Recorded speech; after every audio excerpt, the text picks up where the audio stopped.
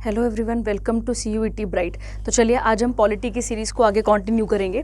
आप सबको बताएं, हम आपके लिए पॉलिटी की सीरीज़ लेकर आए हैं जिसमें आप अभी तक 3-4 वीडियोस कर चुके हैं, 3-4 लेक्चर कर चुके हैं। जिसमें फॉर एग्जांपल अगर हम बात करें तो आपने सबसे पहला जो टॉपिक शुरू करा था जिसमें हमने इंट्रोडक्शन की बात की थी, ठीक है। अगर आप सभी को याद होगा तो हमने सबसे पहले किसके बारे में बात की थी? इंट्रोडक्शन की, जो कि जर्नल इंट्रोडक्शन थी कि पॉलिटी में हमें क्या पढ़ना है, कितना एग्जाम पॉइंट ऑफ व्यू से हमारे लिए ठीक है, कितना नहीं है, ये सारी चीज़ें आपने उसके अंदर कवर की थी। सेकंड वाले की अगर हम बात करें तो सेकंड वाले के अंदर हमने प्रियम्बल जो है, प्रियम्बल के बारे में बात की थी।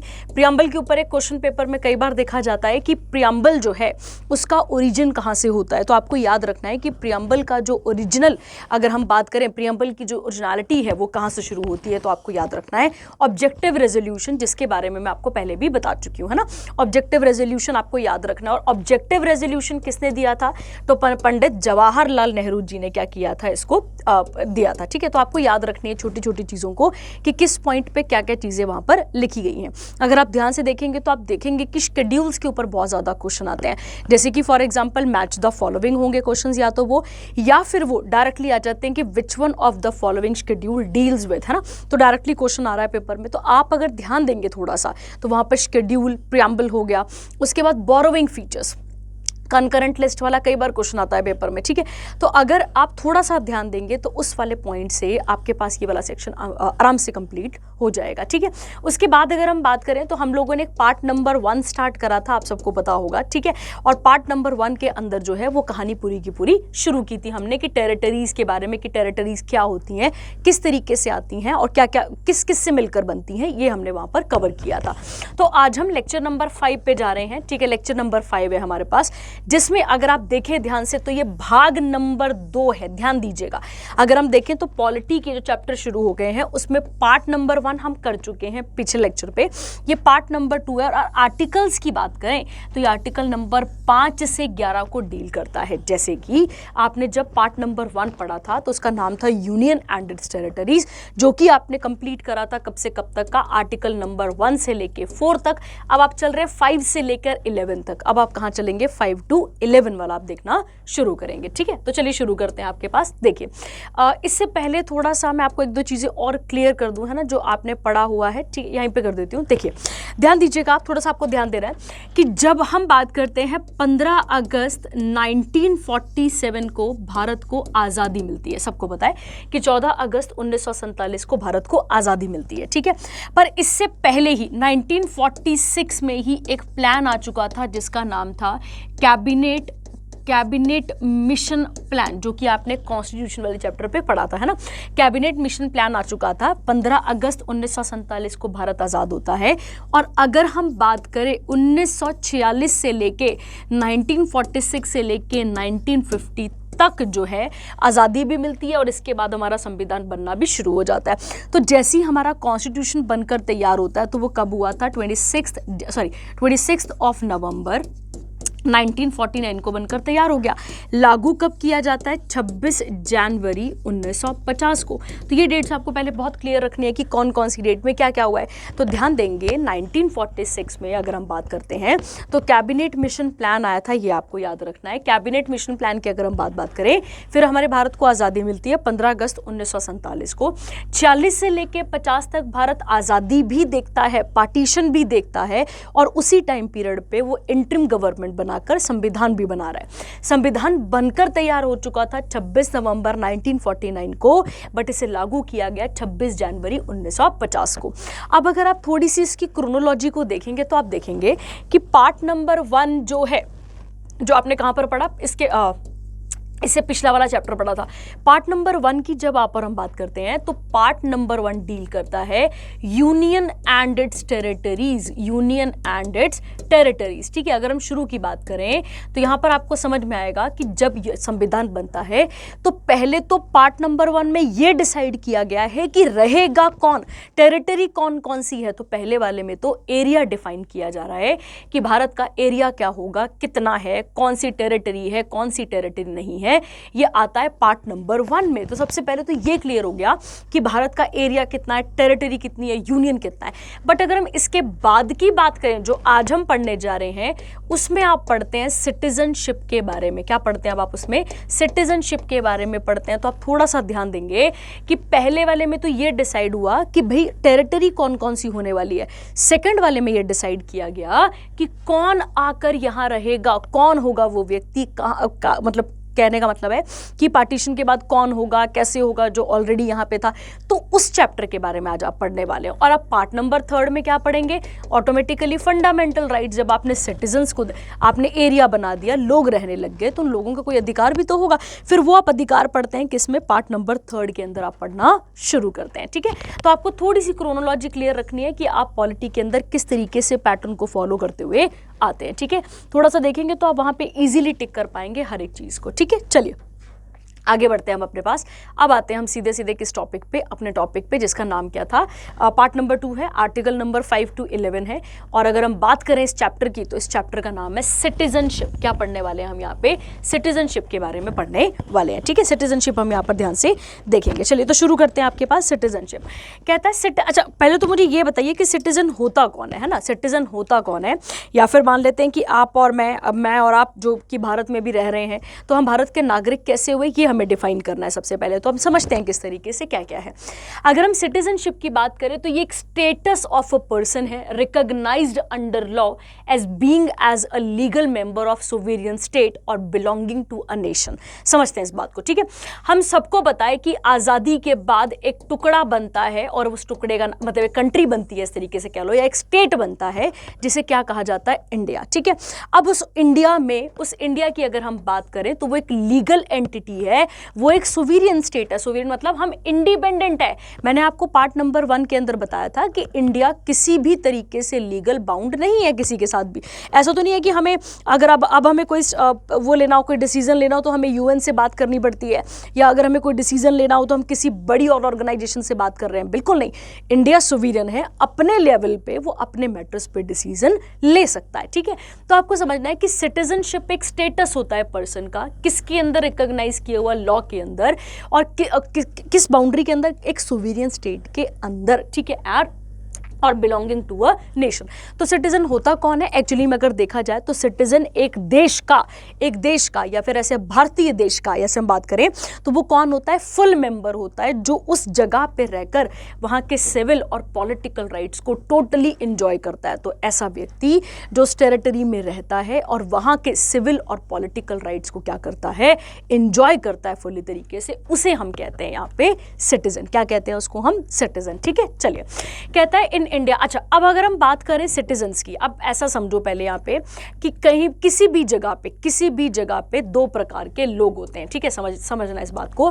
किसी भी जगह पे अगर हम पूरे वर्ल्ड की भी बात करें तो लोग 2 प्रकार के होते हैं। ठीक है, एक लोग कौन होते हैं हमारे पास?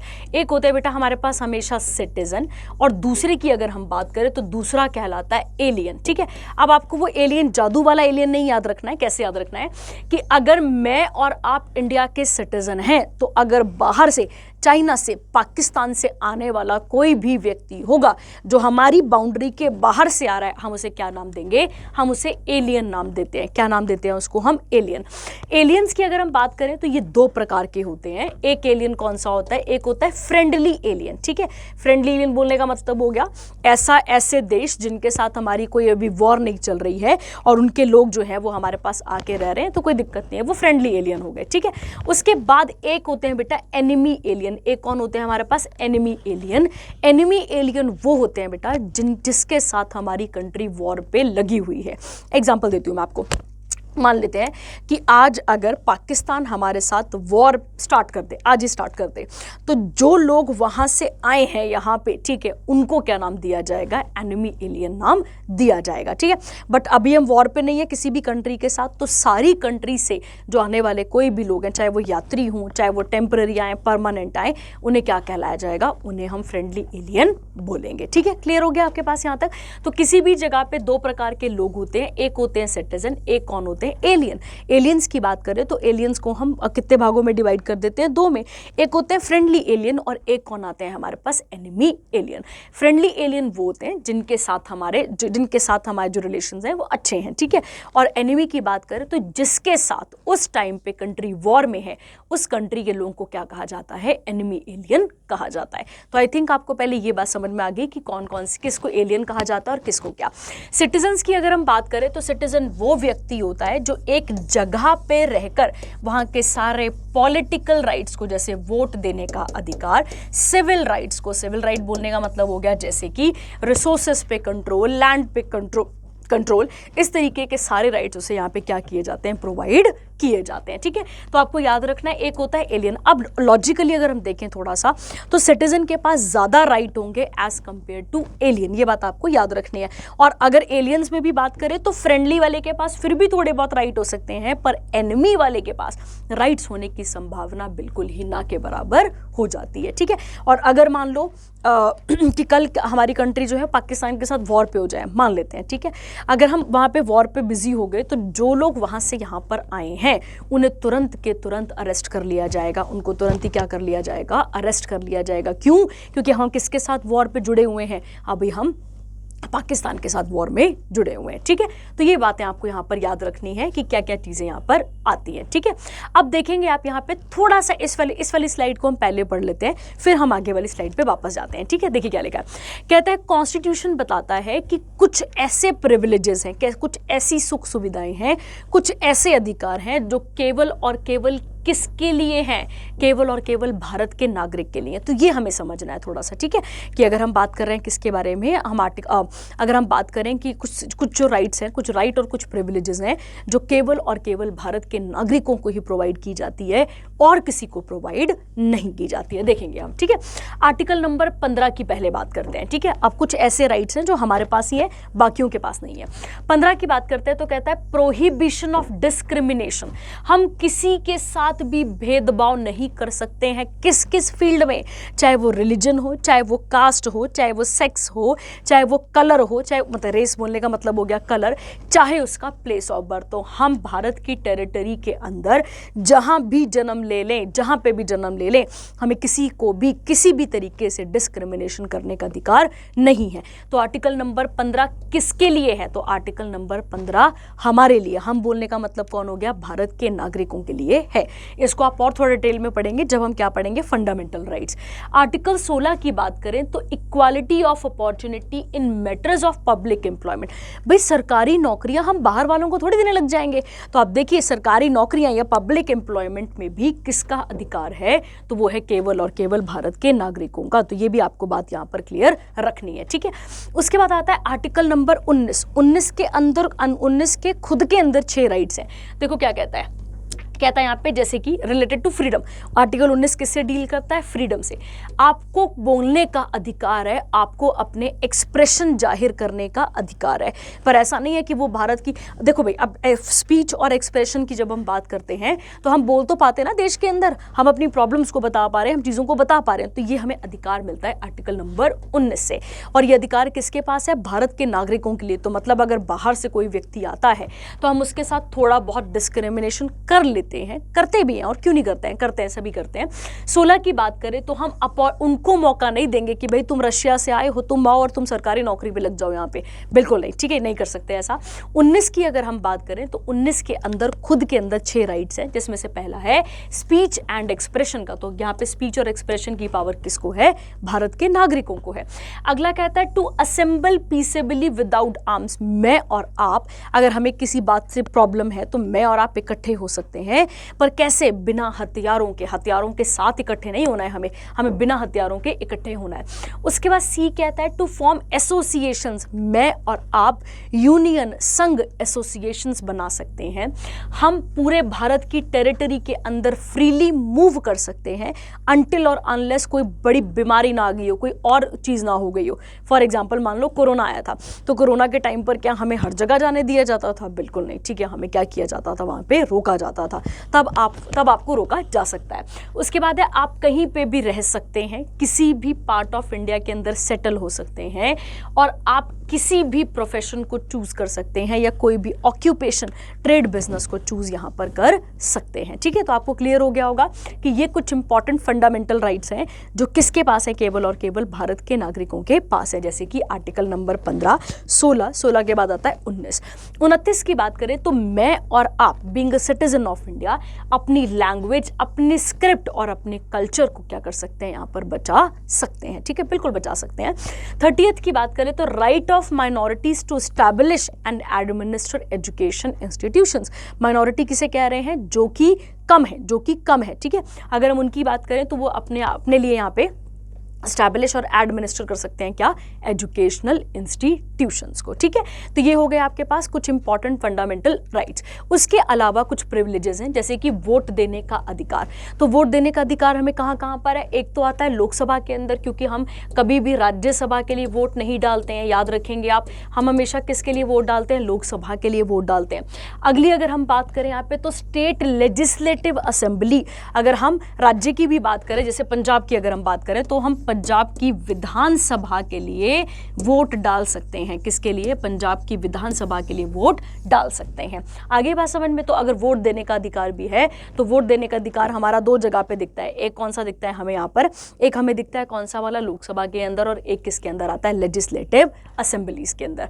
उसके बाद मैं और आप कंटेस्ट भी कर सकते हैं इलेक्शंस के लिए, बिल्कुल करते भी हैं, और for the membership of parliament या फिर स्टेट लेजिस्लेचर के अंदर। अब पार्लियामेंट बोल रहा है तो आप किसी भी घर के मेंबर बन सकते हो। ऐसा तो नहीं है कि राज्यसभा में जो बैठे हैं वो यूएसए से, यूक्रेन, किसी और कंट्री से आए हुए हैं, बिल्कुल भी नहीं। ठीक है, तो कहता है उसके बाद आपके पास कुछ सर्टेन पब्लिक ऑफिसेस को होल्ड करने की शक्ति भी केवल और केवल भारत के नागरिकों के पास होती है। जैसे कि देश का राष्ट्रपति बनना है, देश का उपराष्ट्रपति बनना है, जज बनना है कहाँ का, सुप्रीम कोर्ट और हाई कोर्ट का, गवर्नर बनना है किसी राज्य का, या फिर आपको देश का वकील बनना है, याद करिएगा, देश का वकील, और या आपको किसी राज्य का वकील बनना है तो आपको भारत का नागरिक होना मैंडेटरी है। तो आपके लिए, अगर आप भारत के नागरिक हैं तभी आप इन सारी चीज़ों को क्या कर सकते हैं, इन सारी चीज़ों को क्या कर सकते हैं, आप होल्ड कर सकते हैं, और इन सब चीज़ों के लिए आप एलिजिबल हो सकते हैं। ठीक है, तो ये था कुछ इंपॉर्टेंट कि सिटीजन कौन होता है, वो जो यहाँ पर पॉलिटिकल और सिविल राइट्स को एंजॉय करता है, जिसके पास बहुत सारे बेसिक राइट्स के अलावा कुछ एक्स्ट्रा राइट्स भी यहाँ पर होते हैं। अगर हम बात करें तो उसके पास कुछ इंपॉर्टेंट फंडामेंटल राइट्स हैं हमारे नागरिक के पास, 15, 16, 19, 29 और 30। ठीक है, उसके बाद अगर हम बात करें तो कुछ प्रिविलेजेस हैं, आई एम सो सॉरी, जैसे कि वोट देने का अधिकार, इलेक्शंस को कंटेस्ट करने का अधिकार, और कुछ इंपॉर्टेंट पब्लिक ऑफिसेस को होल्ड करने की पावर। ठीक है, चलिए, तो ये हो गया आपके पास एक इंट्रोडक्शन सारा का सारा, जिसमें आपको समझना था और आपको क्लियर होना चाहिए था। ठीक है, चलिए, अब हम बात करते हैं यहाँ पे कि कहता है आर्टिकल नंबर 5 to 11 जो है भारत संविधान का जो है वो किससे डील करता है, वो सिटीजनशिप से डील करता है। ठीक है, कहता है the citizenship entail the enjoyment of full membership. जब आप एक राज्य के, राज्य बोलने का मतलब है यहाँ पे कंट्री, जब आप एक देश के क्या बन जाते हैं, फुल मेंबर बन जाते हैं, फुल मेंबरशिप एंजॉय करते हैं उस स्टेट के अंदर, जो, और उसमें सिटीजन्स के पास सिविल राइट्स भी हैं। सिविल राइट बोलने का मतलब हो गया रिसोर्सेज पे हो गया, एजुकेशन राइट हो गया, राशन कार्ड का हो गया, सारे राइट्स आ जाते हैं। और साथ ही साथ आप पॉलिटिकल राइट्स जैसे कि वोट देने का अधिकार, खुद इलेक्शंस करने का अधिकार, मतलब इलेक्शंस में खड़े होने का अधिकार, ये सारी पावर्स आपको देखने को मिलती हैं। ठीक है, अब आर्टिकल को जरा गौर कीजिएगा, आर्टिकल कौन कौन से कवर करता है, ये 5 to 11। अब देखिए, हमें तो इतना डिटेल में पढ़ के जाने की जरूरत नहीं है, ऑल्दो ये भी पेपर में नहीं आता है, पर आपको फिर भी थोड़ा सा पता होना चाहिए कि आर्टिकल 5 क्या कह रहा है, 6 क्या कह रहा है, एंड सो ऑन, यहाँ पे आर्टिकल क्या क्या कहते हैं। ठीक है, देखेंगे इसको, देखो क्या कहता है। कहता है आर्टिकल 5 कहता है citizenship at the commencement of the constitution. अब कहता है कि समझिए इस बात को, ठीक है, कहता है सिटीजनशिप। अच्छा देखो, अगर हम बात करें तो भारत में जो नागरिकता वाला प्रावधान है उसकी सारी की सारी पावर किसको दे रखी है, उसकी सारी की सारी पावर पार्लियामेंट को दे रखी है। पार्लियामेंट जैसे मर्जी चाहे, जैसे मर्जी तो नहीं बोलेंगे, गलत वर्ड हो जाएगा, जैसे वो चाहे, ठीक है, जिस तरीके से उस समय जो समय की डिमांड होगी उसके अकॉर्डिंग सिटीजनशिप का जो प्रावधान है उसको अमेंड कर सकती है, उसको देख भी सकती है। ठीक है, तो पार्लियामेंट के पास पावर है कि वो सिटीजनशिप किसको बनाना है भारत का नागरिक और किसको भारत का नागरिक नहीं बनाना है, ये कौन डिसाइड करता है, ये पार्लियामेंट डिसाइड कर रहा है। देखो क्या लिखा है, कहता है सिटीजनशिप कब की बात कर रहा है? जब संविधान बना था। तो याद करिए 26 नवंबर 1949 को संविधान बन गया था और लागू किया गया था 26 जनवरी 1950 को। ठीक है, तो अगर इन डेट्स के आसपास कोई व्यक्ति भारत में रह रहा था, ठीक है, तो हम उसको भारत का नागरिक बनाएंगे। इसमें और भी बहुत सारे प्रावधान हैं पर वो हमें पढ़ने की इतनी जरूरत नहीं है, पर हमें इतना सा याद रखना है कि 26 नवंबर 1949 जब संविधान बनके तैयार हो गया और 26 जनवरी 1950 जब संविधान लागू हो गया, उस समय जो लोग यहाँ पे थे हम उनको भारत का नागरिक बनाएंगे। ठीक है, आर्टिकल 6 कहता है citizenship of certain person who have migrated from Pakistan. अब सोचो, आज़ादी नई नई मिली थी, लोग रेफ्यूजियों की तरह एक जगह से दूसरी जगह आ जा रहे थे। तो इमेजिन करिए कि कुछ लोग यहाँ से कहाँ चले गए होंगे, पहले इंडिया से पाकिस्तान गए होंगे। तो कहता है certain person who have migrated from Pakistan, जो कहाँ से कहाँ को आए हैं, पाकिस्तान से माइग्रेट होकर इंडिया में पहुँचते हैं, पाकिस्तान से माइग्रेट होकर इंडिया में आते हैं। ठीक है, उसके बाद कहता है citizenship of certain migrants to Pakistan. ठीक है, अब ऐसे भी तो कुछ नागरिक थे, जैसे अब बोलते हैं ना सुबह का बूला रात को लौट आए तो वो बूला नहीं होता, तो समझो कुछ लोग ऐसे भी तो होंगे जो कुछ समय के लिए पाकिस्तान गए पर उनको लगा कि नहीं पाकिस्तान में जम नहीं रहा है कुछ, फिर वो पाकिस्तान से वापस आकर कहाँ आ गए, इंडिया में आ गए। तो उनके लिए भी क्या बनाने का अधिकार है, उनको भी नागरिकता देने का अधिकार कहीं ना कहीं बनता है। उसके बाद आर्टिकल नंबर 8 कहता है citizenship of certain persons of Indian origin. अब देखो दो कंट्रीज तो हमें क्लियर हो रही हैं कि कुछ लोग जो इंडिया रह गए, कुछ लोग जो पाकिस्तान चले गए, पर उस समय कुछ और भी तो लोग थे जो यहाँ से छोड़कर कहाँ चले गए, फ्रांस इटली कहीं चले गए। तो अगर वो भी भारत में नागरिकता चाहते हैं तो उनको भी भारत की नागरिकता प्रोवाइड की जा सकती है। ठीक है, अब इसके अंदर और भी बहुत सारे प्रोविजन है, हमें इतना याद रखने की जरूरत नहीं है क्योंकि हमारे पेपर में इतना डिटेल में कहीं नहीं आता है। ठीक है, तो याद रखेंगे आप। उसके बाद कहता है आर्टिकल नंबर 9 कहता है people voluntarily acquire citizenship of a foreign country will not be as a citizen of India. अब ऐसा व्यक्ति जो कि भारत का नागरिक तो था पर उसने अपनी इच्छा से किसी और देश की नागरिकता ले ली है, तो उसको हम नागरिक यहाँ पर नहीं बनाएंगे, याद रखना है। ठीक है, तो कहता है ना will not be citizen of India, बिल्कुल क्लियर हो गया। आर्टिकल 10 की बात करते हैं, any person who is considered to be citizen of India. ठीक है, और देखो अब यहाँ पे कहता है कि अगर कोई भी कानून जो कि पार्लियामेंट बनाएगा तो उसके अंदर नागरिकता देखी जाती है प्रॉपर तरीके से। देखो क्या लिखा है ना, any person who is considered a citizen of India under any provision of this part shall continue to be citizen as and will also be subject to any law made by the parliament. तो जब क्या बना होगा, भारत बना होगा, हम यहीं रह गए तो हम तो हैं ही है नागरिक, और जो आने वाले समय पे पार्लियामेंट प्रावधान लेकर आ रही है हम तब भी क्या रहेंगे, यहाँ पे भारत के नागरिक रहेंगे। आर्टिकल नंबर 11 सबसे इंपॉर्टेंट है, कहता है parliament to regulate the right of citizenship by law. तो सबसे ज्यादा शक्ति किसके पास है, पार्लियामेंट के पास है। मैंने आपको पहले ही बोला था parliament has the right to make any provision concerning the acquisition and termination of citizenship. अब पार्लियामेंट डिसाइड कर सकती है कि आपकी और मेरी नागरिकता रहेगी या आपकी और मेरी नागरिकता यहां से चली जाएगी। तो सिटीजनशिप से रिलेटेड जो भी मैटर है वो कौन डिसाइड करता है, वो डिसाइड करती है हमारी पार्लियामेंट। तो ये बात आपको यहां पर क्लियर रखनी है, कौन डिसाइड करता है, वो हमारी पार्लियामेंट यहां पर डिसाइड करती है। ठीक है, चलिए कहता है citizenship of Indian constitutional provision, देखते हैं अब इसको। यहाँ पे कहता है citizenship of India, part article number 5 to 11 part number 2 constitution का। सिटीजनशिप एक्ट आया था 1955 का इन द लेजिस्लेशन अब डीलिंग विद द सिटीजनशिप। देखो कहता है अगर हम बात करें कि ऐसा नहीं है कि कभी भी सिटीजनशिप को बहुत प्रॉपर तरीके से कॉन्स्टिट्यूशन में डिफाइन कर दिया गया, बिल्कुल नहीं, क्योंकि उस समय भारत में इतना ज़्यादा क्योस था, क्योंकि कुछ लोग यहाँ से पाकिस्तान थे, कुछ वहाँ से यहाँ को आ रहे थे, कुछ बाहर से लोग आ रहे थे, तो बड़ा ज़्यादा कियोस मचा हुआ था। तो इसीलिए सिटीजनशिप वाले पूरे के पूरे प्रावधान को करने के लिए कुछ इंपॉर्टेंट चेंजेस करने पड़े। अब वो चेंजेस कब करना पड़ा, पहला 1955, उसके बाद 1955 को जो है उसे कब अमेंड किया गया, 1986 में। 86 के बाद वो दोबारा फिर चेंज हुआ 1992 में, और उसके बाद फिर चेंज हुआ कब, 2003 में, और अब जो हुआ है वो कब हुआ था, 2005 में। और आप सभी ने CAB के बारे में सुना होगा, सिटीजनशिप अमेंडमेंट बिल 2019 का, जिसका शाहीन बाग में बहुत ज़्यादा प्रोटेस्ट किया गया था। ठीक है, चलिए याद रखेंगे अब आप। ठीक है, तो कहता है कि 1955 का जो एक्ट है उसको भी समय समय पर चेंज किया गया एज पर the condition of that time. ठीक है। चलिए, कहता है अब यहाँ पे सिटीजनशिप एक्ट 1955 का, अब ये क्या कहता है कि आपके अगर आपको क्या लेना है, भारत की नागरिकता लेनी है तो तो आपके पास जो है वो कुछ कैसे ले सकते हैं इसको बताया गया। सिटीजनशिप बाय बर्थ अगर मान लेते हैं, देखो पहला तो कहता है कि कमेंसमेंट ऑफ द कॉन्स्टिट्यूशन, जब भारत बना भारत का संविधान बना तब आप भारत में थे, ये बहुत मैटर करता है। सेकंड, अगर हम बात करें कि अगर मैंने जन्म यहाँ पे लिया है तो ऑब्वियस है हम भारत के नागरिक यहाँ पर कहलाएंगे। बाय डिसेंट बोलने का मतलब हो गया अगर हमारे पूर्वज यहाँ पर हैं तो हम उस तरीके से भी भारत की नागरिकता को ले सकते हैं। अगर हम भारत के नागरिक तो नहीं है पर हमारे दादादी के बोलने पर हम नागरिक बन रहे हैं तो यहाँ पर उनके तरीके से भी हम रजिस्टर कराकर अपने आप को ले सकते हैं। बाय नेचुरलाइजेशन का मतलब हो गया कि अगर हम बात करें कि हम ऐसी बहुत सारी कंट्रीज हैं जिनके लोगों को हम आराम से नागरिकता दे देते हैं, जैसे अदनान सामी के बारे में देखिए। अदनान सामी जो है वो बहुत लंबे टाइम तक भारत में रहे, उन्होंने अप्लाई करा, रजिस्टर करवाया खुद को, उनके रहने के बाद, उनको देखने के बाद हमने उनको भारत की नागरिकता दे दी। फिर कहता है यहाँ पे ऐसी territories bye incorporation of territory by the government of India. कल को भारत सरकार को कोई जोश आ जाता है या मान लो भारत सरकार जो है वो किसी एक कंट्री को कब्जे में ले लेती है।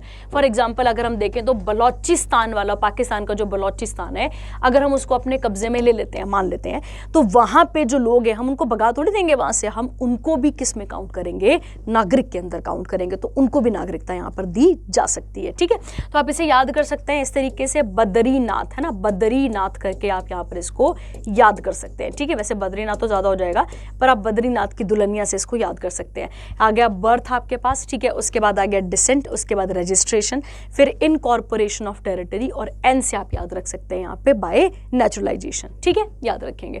उसके बाद अगर हम बात करें यहाँ पे टर्मिनेशन ऑफ इंडियन सिटीजनशिप, अब आपकी सिटीजनशिप जा कैसे सकती है, तो पहला कहता है यहाँ पे टर्मिनेशन में रेनंसिएशन, मैंने और आपने, कहता है if any citizen of India जो कि national who is also a national of another country, और वो अपनी भारत की नागरिकता को छोड़ देता है, ठीक है, तो फिर वो भारत का नागरिक नहीं कहलाएगा।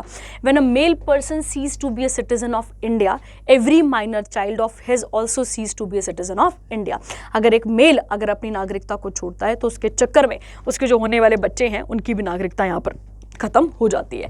कहता है फिर भी वो छोटा सा बच्चा है, वो 1 साल के अंदर जब वो क्या हो जाता है यहाँ पे, कहता है such a child may within 1 year after attaining full age, जब वो 18 साल का हो गया तो 18 साल के बाद उसके पास फिर 1 साल बचता है, हम देते हैं कि अगर आपको अभी भी भारत का नागरिक बनना है तो आप भारत के नागरिक यहाँ पर बन सकते हैं। ठीक है, तो याद रखना है आपको रेनंसिएशन। सेकेंड आता है टर्मिनेशन। टर्मिनेशन का बोलने का मतलब हो गया Indian citizenship can be terminated if a citizen, अगर सिटीजन जानबूझ कर वॉलंटरी अपने तरीके से क्या कर लेता है, किसी और कंट्री की सिटीजनशिप को एक्वायर कर लेता है। ठीक है, उसके बाद है डेप्रीविएशन। डेप्रीविएशन का मतलब हो गया आपको डिप्राइव कर दिया गया है। गवर्नमेंट ऑफ इंडिया डिप्राइव कर सकती है किसको, भारत के नागरिकों को कुछ केसेस पे।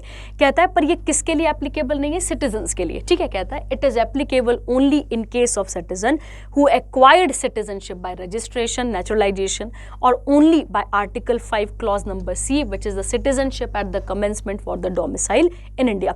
डोमिसाइल के बारे में आप सबको पता होगा कि जब हम एग्जाम देते हैं या अगर हम देखें तो हिमाचल प्रदेश, हर स्टेट का एक अपना डोमिसाइल है। ठीक है, तो वो आपको याद रखना है, यहाँ पे डोमिसाइल की बात हो रही है। तो डिप्राइव किया जा सकता है आपको, वहाँ से आपको क्या किया जा सकता है, टर्मिनेट किया जा सकता है, और आप अपनी इच्छा से भी क्या कर सकते हैं, नागरिकता को छोड़ सकते हैं। ठीक है, तो ये कुछ मेथड थे हमारे पास जिसमें आप नागरिकता को ले भी सकते हैं और नागरिकता आपके हाथों से जा भी सकती है। तो ये पॉइंट आपको यहाँ पर क्लियर रखने हैं। ठीक है, तो नागरिकता किस तरीके से मिलती है, किस तरीके से जाती है, ये बहुत बहुत इंपॉर्टेंट है पेपर पॉइंट ऑफ व्यू से। अगर आप थोड़ा सा ध्यान देंगे तो आप टिक कर पाएंगे प्रॉपर तरीके से कि किस तरीके से नागरिकता आई। तो नागरिकता लेने के तो 5 तरीके हैं और जाने के कितने तरीके हैं हमारे पास, 3 तरीके हमें देखने को मिलते हैं। ठीक है, पेपर में क्वेश्चन कैसे बनता है, बच्चे बहुत कंफ्यूज आते हैं, तो मैं आपको यहाँ पे बता दूं पेपर में क्वेश्चन कैसे बनता है। जैसे सीधे पूछ लेगा कि part number 2 of Indian constitution deals with, तो आपको याद रखना है सिटीजनशिप।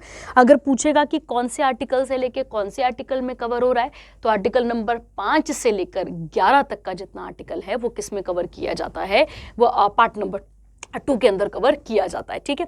सिटीजन की अगर हम बात करें तो अगर हम देखें किसी भी देश में 2 प्रकार के लोग होते हैं, एक को हम क्या कहते हैं यहाँ पे, एक को हम कहते हैं सिटीजन, एक होते हैं एलियंस। और जैसे फॉर एग्जांपल सिटीजन की बात करें तो हम यहाँ के नागरिक हैं, वैसे ही यूएसए के कोई नागरिक होंगे, अगर हम वहाँ जाएंगे तो हम भी कौन हुए वहाँ पे, एलियंस हो गए। एलियंस की बात करें तो एलियंस को हम 2 पार्ट्स में डिवाइड कर लेते हैं। एक एलियन कौन सा होता है, फ्रेंडली एलियन, एक कौन सा होता है अपने पास यहाँ पे, एनिमी एलियन। ध्यान दीजिएगा, एनिमी एलियन जो है वो तभी कहलाया जाता है जब हम उस कंट्री के साथ वॉर में हैं, और अगर मान लो वॉर की घोषणा हो चुकी है तो हम उस व्यक्ति को उठाकर फटाफट से क्या कर सकते हैं, जेल में डाल सकते हैं। क्यों? क्योंकि वो बंदा क्या कर रहा है इस टाइम पे, क्योंकि उस कंट्री के साथ अभी हम क्या हैं, वॉर में हैं, ठीक है। तो ये चीज़ें आपको यहाँ पर याद रखनी है, ठीक है। तो अब क्योंकि शक हो जाता है उन बंदों के ऊपर, तो शक के बिना पर उनको क्या किया जा सकता है, अरेस्ट किया जा सकता है, ठीक है। उसके बाद आपने 1-2 पॉइंट्स और देखे थे यहाँ पे कि किस किस को कौन कौन से ऐसे फंडामेंटल राइट्स हैं जो आपकी मदद करते हैं भारत की नागरिकता को, सॉरी अगर आप और मैं भारत के नागरिक हैं तो कौन कौन से राइट्स को हम एंजॉय कर सकते हैं, वो भी हमने यहाँ पर फॉलो किया था। इसके अलावा आपको कुछ पॉइंट्स को और देखना है कि हमें जैसे वोट देने का अधिकार है, टैक्स देते हैं हम और आप, ठीक है, टैक्स देने का अधिकार है हमारे पास। उसके अलावा अगर हम बात करें तो आप और मैं टैक्स देने के अलावा अगर हम बात करें नेशनल फ्लैग की इज्जत करना, नेशनल एंथम की इज्जत करना, ये सारी चीज़ें हमारे पास यहाँ देखने को मिलती हैं, ठीक है। तो आई होप आपको ये टॉपिक समझ में आ गया होगा। कोई डाउट, कोई कन्फ्यूजन रहेगा तो आप मुझे बता सकते हैं। Thank you, have a nice day.